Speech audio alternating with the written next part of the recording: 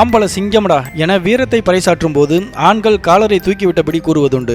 உண்மையிலேயே ஆம்பள சிங்கம் வேட்டைக்கு போகாமல் பெண் சிங்கம் கொண்டு வரும் இரையை உண்டுவிட்டு வெட்டி பந்தா காட்டும், அவ்வளவுதான். சிங்கம் நாம் நினைப்பதை விட பல மடங்கு பிரம்மாண்டமானது. ஆனால் பூனை குடும்பத்தை சேர்ந்த சிங்கம் தீக்கோழி உதைத்தால் கூட உயிரிழந்துவிடும் என கூறப்படுகிறது. மேலும் முள்ளம்பன்றி கூட சிங்கத்தை எதிர்த்து சண்டையிடுமாம். இதையெல்லாம் கேட்கும்போது உங்களுக்கு ஆச்சரியமாக இருக்கும். இதைவிட அதிகமாகவே ஆச்சரியங்கள் இருக்கின்றன. இனி சிங்கங்களை பற்றிய சில திகைக்க வைக்கும் உண்மைகளை பற்றி தெரிந்து கொள்வோம்.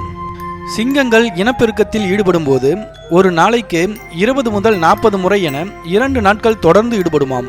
பூனை குடும்பத்தில் இருக்கும் புலியில் இருந்து சிங்கம் வரை அனைத்து விலங்குகளுக்கும் இனிப்பை சுவைக்கும் திறன் கிடையாது. அதாவது இனிப்பு ருசியை உணர முடியாதாம். சிங்கங்களின் கூட்டத்தை எதிர்த்து சண்டையிடும் துணிச்சல் முள்ளம்பன்றிக்கு இருக்கிறது. சிங்கம் கர்ஜிக்கும் சப்தம் 8 கிலோமீட்டர் வரை எதிரொலிக்கும் திறன் கொண்டது ஆகும். 2005ஆம் ஆண்டு எத்தியோப்பியாவில் ஓர் இளம் பெண்ணை 7 ஆண்கள் மிக கொடுமையாக தாக்கி கொண்டிருந்தனர். அப்போது ஒரு சிங்க கூட்டம் அவர்களை விரட்டிவிட்டு அந்த பெண்ணுக்கு உதவி வரும் வரை உடன் இருந்தன என்ற ஒரு செய்தி வெளியானது குறிப்பிடத்தக்கது.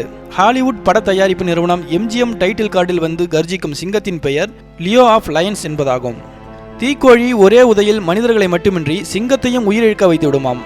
காட்டில் வாழும் ஆண் சிங்கம் 10 இருந்து 14 ஆண்டுகள் வரை உயிர் வாழும். பெண் சிங்கங்களுக்கு பிடரி மயிர் அதிகமாக இருக்கும். ஆண் சிங்கங்களின் மீதுதான் அதிக ஈர்ப்பு கொள்ளுமாம். பூனை குடும்பத்தில் புலிக்கு அடுத்து 2வது பெரிய விலங்கு சிங்கம். சராசரியாக ஒரு ஆண் சிங்கம் 250 கிலோ வரை இருக்கும். சிங்கங்களில் வேட்டையாடுவதில் 90% பெண் சிங்கங்கள் தான்.